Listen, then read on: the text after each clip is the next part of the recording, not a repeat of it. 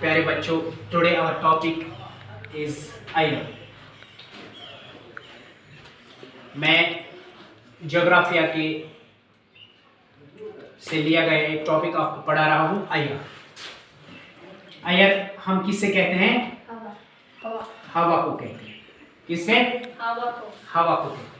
हाँ, it is page number 20। Page number 20 पे हम आ रहे हैं डायरेक्टली। आप अपनी किताबों की तरफ ध्यान दीजिएगा।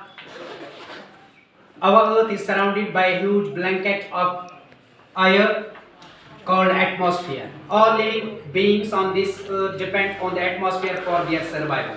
It provides us the air we breathe and protects us from the harmful effects of the sun's rays. Without this blanket of protection, we would be baked alive by the heat of the sun during day and get frozen during night. So it is this mass of air that has made the temperature on the earth livable. हम पढ़ रहे हैं iron. जिस तरह हमें basic needs जिंदा रहने के लिए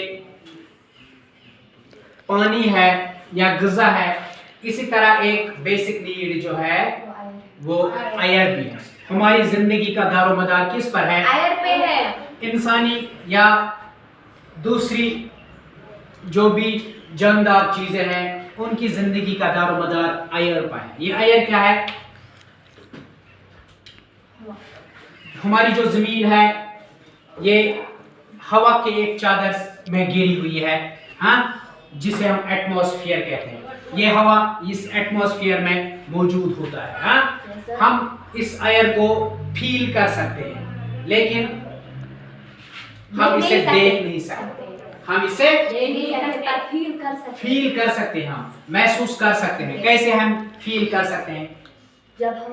जब अगर हमें ये देखना हो कि हवा कैसे है, तो हम एक खाली एक फुटबॉल एक लाएंगे या वॉलीबॉल, उसमें से पंप से हवा जब हम भर देंगे तो वो फूलना शुरू हो जाएगी। उससे हमें पता चलता है कि हवा है, हवा है। या ऐसा नहीं, अगर आप किसी दरख्त की तरफ देखोगे तो उसके जो पत्ते हैं वो हिलते हुए नजर आ रहे हैं, ऐसा भी महसूस होता है कि हवा चल रही है, हाँ? और अगर ऐसा ना हो, जब हम बाहर किसी धूप में, हाँ, गर्मी से जब हम तंग होते हैं, जब हम गर्मी से तंग आते हैं, हाँ, पसीना जब हमारे जिस्म से छूट जाता है, तो हम कमरे में जब फैन शुरू करते हैं, हाँ, वो फैन पंखा से जो हवा, हाँ, हमें राहत देता है। हमें उस समय भी, उस वक्त भी पता चलता है कि हवा है। ये जो हवा की जो चादर हमारे इर्द गिर्द, हमारे इस सराउंडिंग के इर्द गिर्द है, हाँ, इसे हम एटमॉस्फेयर कहते हैं। इसे हम एटमॉस्फेयर कहते हैं। अब हमें पता करना है कि ये हवा क्या चीज है और इसमें क्या क्या चीजें होती हैं। इसमें क्या क्या चीजें होती है? जिंदगी का दारोमदार सिर्फ हवा पर है। क्या है? हवा पर है। इस हवा में दो किस्म के जो मेन गैसेस होते हैं, वो है नाइट्रोजन और ऑक्सीजन। क्या है? Nitrogen and oxygen. नाइट्रोजन और ऑक्सीजन, इसके जो दो मेन गैसेस हैं इसमें मौजूद होते हैं इस एटमॉस्फेयर में, इस हवा में। इसके अलावा कार्बन डाइऑक्साइड, हिल्लस, ओजोन और आर्गन और हाइड्रोजन गैसेस ये भी होते हैं इसमें, हाँ, लेकिन ये कम मिकदार में होते हैं। क्या होते हैं? कम मिकदार में। ये ज्यादा होते हैं, ये नाइट्रोजन और ऑक्सीजन ज्यादा होता है इसमें। और इसके अलावा इस हवा में, हाँ, गर्दो गुबार भी होता है। गर्दो गुबार के छोटे छोटे जर्रे भी होते हैं। कंपोजिशन ऑफ द एटमॉस्फेयर, ये पढ़ना है हमें, कंपोजिशन ऑफ द एटमॉस्फेयर। किताब में दिया गया है, मैं आपको बताऊं, हाँ। जो नाइट्रोजन जो होता है, जो नाइट्रोजन की मकदार, हाँ, क्वांटिटी है, वो 78% है। कितना है? 78% है। ऑक्सीजन जो है, ऑक्सीजन ये नाइट्रोजन गैस है, ऑक्सीजन है 21%। कितना? 21%, हाँ। जो कार्बन डाइऑक्साइड है, कार्बन डाइऑक्साइड ये 0.03% है। जो अर्गोन जो है, अर्गोन, वो 0.93% होता है इसमें हवा में, और जो बाकी गैसेस हैं उनकी तादाद है 0.04 बाकी गैसेस की। कंपोजिशन ऑफ द एटमॉस्फेयर, मैं ये पढ़ूं, आप किताब की तरफ ध्यान दीजिए। हाँ, मैं पढ़ूंगी, आप किताब की तरफ रखिए अपना ध्यान। Do you know that the air we take in while breathing is actually a mixture of many gases. ये जो एयर है ये मिक्सचर है बहुत सारे गैसेस का। इसमें बहुत सारे गैसेस पाए जाते हैं। हाँ, इनका मिक्सचर है ये इन गैसेस का। नाइट्रोजन और oxygen are two gases which make up the bulk of the atmosphere. Carbon dioxide, helium, ozone, argon, and hydrogen are found in lesser quantities. Apart from these, particles are also present in the air. Tiny dust particles are also present in the air. The pie chart gives you the percentage of the different constituents of the air. Nitrogen is the most plentiful gas in the air. जो ये nitrogen है ये बहुत ही जरूरी gas इसमें क्या है मौजूद होता है। हाँ, when we inhale we take some amount of nitrogen into our lungs and exhale it. जब हम इनहेल करते हैं, जब हम सांस लेते हैं, तो इस ऑक्सीजन के साथ थोड़ा सा नाइट्रोजन गैस भी हमारे जिस्म के अंदर चला जाता है, तो फिर जब हम एक्सहेल करते हैं तो वापस भी आ जाता है। समझ आई बात?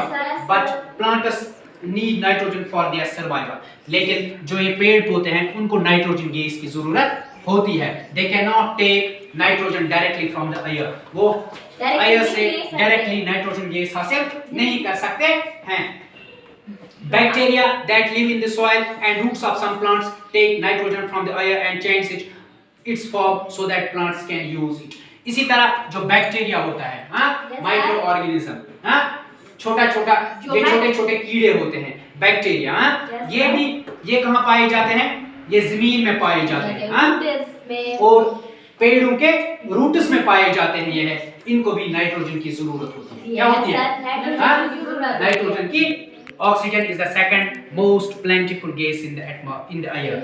एटमॉस्फेयर में जो नाइट्रोजन के बाद दूसरा जो गैस है वो है ऑक्सीजन। कौन सा? Oxygen gas. Yes sir. Humans and animals take oxygen from the air as they breathe. Humans जो होते हैं, जो एनिमल्स जो होते हैं, वो उनको ऑक्सीजन की जरूरत होते हैं जब वो ब्रीथ करते हैं। इसी तरह green plants produce oxygen during photosynthesis. In this way, oxygen content in the air remains constant. If we cut trees, then this balance gets disturbed. अब हमें ये मालूम करना है, ये पता होना चाहिए कि ये ऑक्सीजन आता कहाँ से है। ये ऑक्सीजन गैस जो है जब फोटोसिंथेसिस होती है, फोटोसिंथेसिस प्रोसेस के दौरान ये ऑक्सीजन गैस रिलीज होता है। क्या होता है? रिलीज होता है प्लांट से एटमॉस्फेयर में। यहाँ से जो एब्जॉर्ब करते हैं प्लांट्स गैस, वो कार्बन डाइऑक्साइड होता है। इस तरह से जब फोटोसिंथेसिस होती है, फोटोसिंथेसिस से इन गैसेस की जो बैलेंस है वो रहती है। एटमॉस्फेयर से जो पेड़ पौधे होते हैं वो कार्बन डाइऑक्साइड गैस एब्जॉर्ब करते हैं, वहां से वो रिलीज क्या करते हैं? Oxygen gas. इस तरह एनवायरनमेंट में इनकी बैलेंस रहती है। अगर हम